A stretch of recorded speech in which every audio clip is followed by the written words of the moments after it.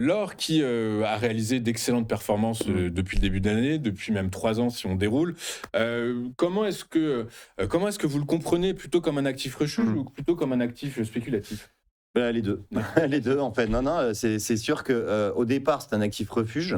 Mmh. Alors justement, quand on parlait de cette instabilité En début géopolitique, d'interview, voilà, exactement. c'est, aussi cette manière de se protéger contre un avenir qui est un peu incertain. Mmh. Nous sommes de retour en direct sur le plateau de TV Finance dans votre émission du 19 février 2026 du live qui s'attache à comprendre, modéliser, travailler l'actualité et vous la proposer de façon la plus objective possible pour que vous puissiez adapter vos stratégies d'investissement au trading en conséquence ou tout simplement comprendre un monde qui file à l'heure. Et pour commenter la dernière actualité, j'ai le plaisir de retrouver sur le plateau de TV Finance Antoine Fraisse-Soulier. Bonjour Antoine. Bonjour. Merci d'avoir accepté notre invitation Antoine. Vous êtes Chief Market Analyst chez eToro. Avec nous pour commenter donc l'actualité la plus chaude. L'actualité la plus chaude, c'est la publication hier des minutes Mmh. de la Réserve fédérale américaine, du FOMC, c'est le comité décisionnaire de la Réserve fédérale américaine. En gros, globalement, qu'est-ce qui nous dit que, ils vont rester très vigilants à l'endroit de l'inflation, c'est ça? Oui, alors c'est vrai que quand on lit le compte rendu, on voit que c'est plutôt une tournure hawkish, hein, finalement, Mmh. de ces minutes de la Fed. On voit qu'il y a certains gouverneurs de la Fed qui ne souhaitent vraiment pas baisser les taux tant que l'inflation restera au-dessus de l'objectif. L'objectif, c'est 2%.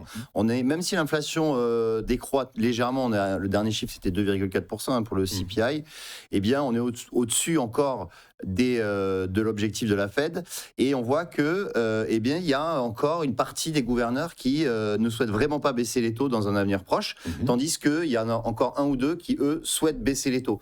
Donc il y a quand même dissonance, Oui, c'est ça. voilà, entre Dichotomie, dissonance. entre les gouverneurs de la Fed, et donc ça donne ce statu quo qui va probablement perdurer jusqu'à la fin du mandat de Jérôme Powell, qui, je le rappelle, va partir au mois de juin. Donc il lui reste normalement encore 2, voire 3. Il me semble que c'est 2 réunions. Ouais, Deux c'est ça, réunions. exactement. Et donc on va rester sur ce statu quo très probablement jusqu'au mois de juin. Après, Kevin Warsh, nouveau président, qui finalement n'est pas considéré non plus comme une colombe comme Donald Trump espérait, va pas forcément baisser les taux à chaque réunion. Donc le marché estime deux baisses de taux pour la fin de l'année. Pour l'instant, on en reste là, donc voilà, pas vraiment de gros enseignements sur ces minutes, mais en gros, le pivot, c'est pas pour tout de suite. Voilà. La Fed, comme à son habitude, finalement, va se concentrer sur les données et puis prendre le recul nécessaire avant de prendre une décision. Voilà, exactement. Et il n'y a pas eu vraiment d'impact aussi sur les devises. On a vu l'euro-dollar qui est remonté un peu au-dessus des 1,18. Le dollar qui s'est un petit peu affaibli, mais vraiment pas un énorme impact. Ok, très clair. Antoine, on va parler marché financier, marché boursier maintenant, qui, on l'a noté depuis le début de l'exercice 2026, sont soumis à une très forte volatilité. Comment est-ce qu'on peut l'expliquer, cette forte volatilité, selon vous? Et oui, alors on peut l'expliquer de diverses manières. Déjà, je pense qu'il y a quand même une nervosité ambiante chez les investisseurs, due au fait qu'il y a quand même une instabilité géopolitique qui est vraiment présente. Vous parlez de l'instabilité géopolitique au Proche-Orient, Moyen-Orient, Amérique du Sud, ou un peu partout en fait. Non, je parlais d'instabilité géopolitique politique. Enfin, voilà, donc c'est-à-dire vraiment de l'instabilité, comme on l'a vu. 3 janvier, on a ce coup d'état là, à Maduro, on a cette instabilité en Iran, Proche-Orient, Ukraine, Groenland. Donc en fait, on voit que, alors même si c'est un peu calmé là depuis 2-3 semaines, mais on voit qu'il y a quand même, on sait pas comment cela va évoluer. Et quand on écoute les experts géopolitiques, ils nous disent qu'on est dans une instabilité qu'on n'a pas vue depuis 40-50 ans, avec potentiellement un nouvel ordre mondial, les États-Unis qui se replient sur eux-mêmes. Et voilà. Et donc ça, cette instabilité participe aussi à la nervosité des investisseurs. Après, sur le plan boursier, on voit que les marchés sont quand même au plus haut historique. On dirait sur 3 années de très forte hausse à Wall Street. Je regardais juste avant de venir. On reste sur quasiment 100% de hausse sur le Nasdaq quand même, entre 2023 et 2025. Donc là, on se dit, les valorisations sont tendues. Est-ce qu'on continue à acheter finalement et à casser des nouveaux plus hauts historiques, notamment aux États-Unis? On voit que c'est pas le cas. On voit que justement ça sous-performe depuis le début de l'année. On l'expliquera après. Voilà. C'est beaucoup l'intelligence artificielle. Voilà, exactement. Et en revanche, il y a les flux. Une partie des flux, ce sont dirigé vers l'Europe, puisque les marchés européens se surperforment depuis le début de l'année. On a un CAC 40 qui fait encore hier un plus haut historique. On a un DAX allemand qui peut pas loin de ses plus hauts historiques. Et aussi, une partie de ces flux vont vers les pays émergents. On a vu la Corée du Sud ce matin, le Kospi a un record ce matin. Voilà, il faut rappeler que le Kospi, c'est la meilleure performance 2025, tout indice confondu, plus 75%. Et donc cette année, ça repart, j'allais dire, de plus belle. Et on voit aussi des pays comme Taïwan et Chine aussi qui progressent bien. C'est hyper paradoxal ce que vous nous expliquez finalement, Antoine. D'un côté, vous nous dites que le risque géopolitique n'a jamais été aussi exacerbé depuis 25, 30 ans, 40 ans même, vous nous avez dit. Et puis finalement, on est sur des performances exponentielles, jamais atteintes aux quatre coins de la planète. Vous avez parlé de l'Europe, DAX, CAC, le Kospi. En Inde aussi, la bourse surperforme. Comment on explique ça? En fait, parce que la géopolitique n'a pas un impact direct sur les marchés actions. Là, ce qu'on regarde, c'est vraiment la macro, la micro. Et quand on regarde les deux, finalement, la macro n'est pas si mauvaise. On voit que la croissance américaine est au plus haut. On voit que la croissance européenne devrait être une des meilleures depuis plusieurs années. Ralentit plus. Voilà, la croissance allemande avec le plan de relance repart. Et on a de l'autre côté des résultats d'entreprise qui sont, ma foi, très solides. Quand on regarde les résultats encore, je trouve des sets magnifiques, même s'ils ont été très fortement sanctionnés, mais les résultats sont excellents. Sont très bons. Donc en fait, tout ça mis bout à bout fait que on n'a pas encore ce plongeon ou ce crack que certains anticipaient en début d'année. Et ça tient pour l'instant, ça tient. Donc même si du côté géopolitique c'est vraiment instable, du côté macro-micro c'est plutôt correct et même satisfaisant. Et donc voilà. Donc c'est ce qui explique les très belles performances des marchés actions aux quatre coins de la planète. Vous avez parlé des 7 magnifiques, on va parler de l'IA maintenant, parce qu'on l'a tous remarqué. Désormais, dans l'esprit des investisseurs, la philosophie s'est un peu inversée. Avant, ils raisonnaient à long terme, on espérait peut-être que les investissements massifs dégagent du chiffre d'affaires, mais à 2, 3, 4, 5 exercices. Aujourd'hui, les investisseurs, ils raisonnent à très court terme, et c'est pour ça que probablement il y a eu un sell-off sur l'intelligence, sur les valeurs tech US. On s'est rendu compte aussi que il n'y avait pas... que l'IA aurait des répercussions négatives sur tous les secteurs d'activité finalement. Le dernier en date, c'est les logiciels avec Anthropic. Qu'est-ce que vous en pensez, vous ? Comment est-ce que vous comprenez ce sell-off IA ? Et selon vous, Antoine, quels sont les secteurs les plus exposés à ce sell-off ? Alors, je pense que déjà, il y a plusieurs choses. Déjà, il faut bien séparer certains types de boîtes dans l'IA. Dans l'IA et même dans les 7 magnifiques, parce que quand on regarde les performances depuis le début de l'année, ou même depuis le début de l'année, on va prendre, depuis le 1er janvier 2026, on a d'un côté Microsoft, Amazon qui perdent entre 15 et 20%, grosso modo. Mais quand on regarde Alphabet et l'autre m'échappe... Nvidia. Oui, Nvidia, eh bien, on est quasi à l'équilibre. En fait, on croit qu'il y a eu... alors, parce qu'elles avaient beaucoup monté début janvier. Après, elles ont pris un petit peu le bouillon, si je puis dire, sur quelques séances. Mais quand on regarde les performances nettes, on voit que Alphabet, je crois que c'est -2 ou quelque chose comme ça depuis l'année. -2 et -3, oui. Voilà, et Nvidia, je crois que c'est positif depuis l'année. Donc voilà, donc il y a quand même... il faut distinguer les boîtes entre elles. Et ce qui fait peur aux investisseurs, il y a deux choses. C'est tout d'abord les investissements massifs, évidemment, qui ont été annoncés. Alors, le champion, 600 milliards sur les 4. Exactement. Et donc Amazon, Meta, Microsoft et Alphabet, 600 milliards à eux3 sur 2026. Et quand le champion, j'ai envie de dire, 2026, c'est que sur une année, le champion, c'est Amazon. Amazon a annoncé 200 milliards d'investissement. Donc là, forcément, le titre a fait -8 le jour de ses résultats, alors que les résultats étaient très bons, parce qu'on se dit, c'est comment va être monétisé ces investissements. Et là, on commence un peu à prendre peur, parce que 200 milliards, c'est quand même énorme. Juste pour rappel, Amazon fait 38 milliards de bénéfices nets en 2025. Donc c'est quand même 3 à 4 fois plus, c'est 3 fois plus que ses bénéfices sur une année. Donc deuxième inquiétude du marché, c'est comment on va financer Eh bien, avec de la dette. Donc, ces groupes vont s'endetter. Et il y avait une étude de Morgan Stanley qui disait que c'était entre 250 et 300 milliards de dettes qui allaient être levées. Ce qui n'est pas rien. Et là, donc, ça inquiète. On se dit, mais les montants sont astronomiques.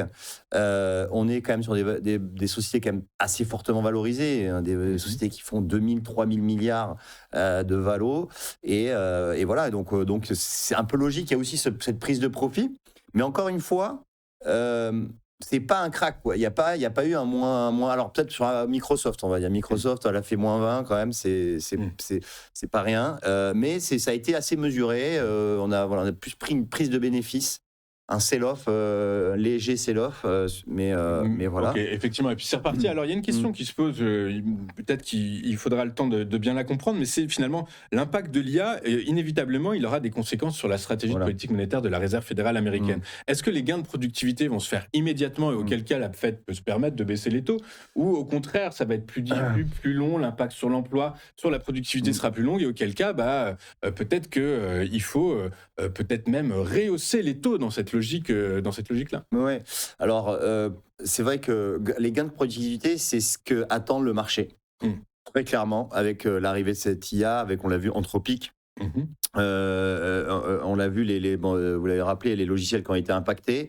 Il y a aussi toute la partie gestion de fortune, parce que ça permet de faire des optimisations fiscales pour les gens de fortune. Et on a vu des sociétés comme Charles Schwab et Raymond James qui perdaient entre moins 10, moins 12%. Donc ça, effectivement, c'est pour ensuite on va dire, pour ceux qui l'utilisent, c'est des gains de productivité. On n'a pour l'instant pas de chiffres. Alors, on a eu des gains de productivité, donc du coup, par la force des choses, ça veut dire que c'est désinflationniste d'une certaine façon. Oui. Mais de l'autre côté, ces investissements qui sont réalisés, dont vous parliez, 600 milliards en 2026, c'est inflationniste par contre. Du coup, ça peut se compenser. C'est toute la difficulté de l'affaire. Est-ce qu'on baisse, est-ce qu'on augmente les taux? Alors à court terme, c'est un statu quo. Il se passe, on fait rien. Les taux restent quand même assez hauts finalement aux États-Unis, puisqu'on est entre 3,5 et voilà. Donc c'est quand même par rapport, quand on repart zone euro ou certains autres pays, on voit qu'on est quand même assez élevé. Il y a encore de la place pour les baisser, les taux, clairement. Il y a encore de la place. Il faut rappeler qu'on reste sur 10 ans de taux à zéro. Donc voilà, on est quand même très loin encore. Et c'est vrai que ça va vraiment être... Je pense que c'est très difficile de faire des projections à long terme, en fait. C'est vu la vitesse à laquelle ça bouge, que ça peut évoluer. On voit, la semaine, c'était il y a 2 semaines, on a vu, c'était un peu la bérésina sur certains secteurs. Ça perdait moins 10, moins 20. C'est très difficile de faire des projections même sur du moyen terme, en fait. Donc ça navigue à vue. Et maintenant. Et maintenant, on va suivre vraiment avec grande attention l'inflation, clairement. On verra ces chiffres. Si l'inflation commence à repartir, clairement, on ne pourra pas baisser les taux. Et on devra garder ces taux à ces niveaux. Mais en revanche, monter les taux, je ne vois pas... Il n'y a pas de raison d'augmenter le taux neutre, pas dans cette logique de surinvestissement, d'investissement massif. Avec Trump au pouvoir, je pense qu'il mettra quand même... Si on voit que les taux remontent, il mettra une pression telle sur son... président de la Fed, que ça va être compliqué. C'est possible. Antoine, on va parler or rapidement. Il nous reste un peu moins de 5 minutes. L'or qui a réalisé d'excellentes performances depuis le début de l'année, depuis même 3 ans si on déroule. Comment est-ce que vous le comprenez, plutôt comme un actif refuge ou plutôt comme un actif spéculatif? Les deux. Les deux, en fait. Non, c'est sûr qu'au départ, c'est un actif refuge. Alors justement, quand on parlait de cette instabilité géopolitique, c'est aussi cette manière de se protéger contre un avenir qui est un peu incertain. Mais de l'autre côté, ça a servi depuis, ça a vraiment accéléré mi-2025. Les prix quand même ont passé de 2500 à 5000 $ ou un peu moins en l'espace de 6-8 mois. Parce que, alors, il y a l'effet spéculatif. Alors, c'est les particuliers via les ETF qui ont... Voilà, il y a ça. Et aussi, il y a un effet structurel des banques centrales. Qui dédollarisent. Voilà, qui dédollarisent exactement et qui diversifient leurs réserves. Et on le voit notamment avec les banques centrales et des pays émergents. Alors, quand je dis pays émergents, j'inclus la Chine. Mais la Chine, par exemple, aujourd'hui a plus d'or que de bons du trésor. Et c'est une bascule, des bons du trésor américains. Et donc, elle vend vend ses bons du trésor, ce qui participe à la dédollarisation, et elle achète de l'or. Et ça, c'est suivi aussi évidemment en Inde. L'Inde est un énorme... la Banque centrale indienne est un énorme acheteur d'or, d'autres pays émergents asiatiques. Et on voit que, en fait, finalement, les BRICS, donc Brésil, Russie, Inde, Chine, du Sud, voilà. plus les nouveaux copains. Eh bien, en fait, veulent vraiment être moins en moins dépendants du dollar et pour ce faire achètent de l'or et commercent entre eux d'ailleurs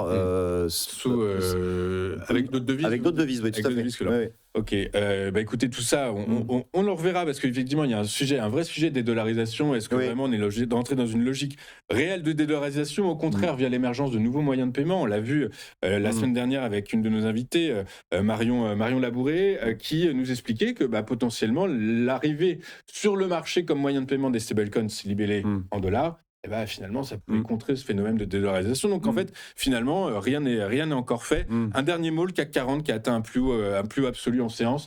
C'est de la microéconomie, là. On ne peut pas aller chercher ailleurs. Non, mais c'est vrai que le CAC 40 profite, en fait, de cette situation. C'est assez rare, effectivement, qu'on a le CAC. En plus, c'est une dividende non réinvestie qui fait des nouveaux plus hauts.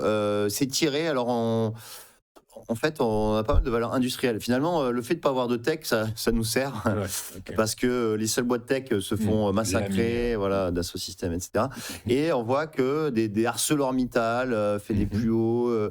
On a des valeurs défensives Orange aussi. Voilà, après, EssilorLuxottica aussi, qui partit vraiment à la forte hausse. Et donc, finalement... C'est pas vraiment des gros, parce que c'est pas vraiment des hausses mirobolantes pour le CAC, parce qu'il est en hausse de 2,5 ou 3% depuis le début de l'année, donc c'est pas non plus extraordinaire, mais voilà, on grappille quelques points, ce qui fait qu'on fait des nouveaux plus hauts. Pas tous les jours, mais pas loin.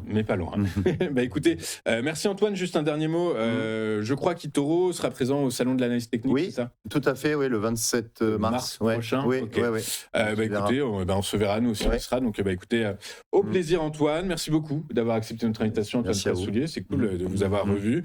Et écoutez, à très bientôt. Bonne journée.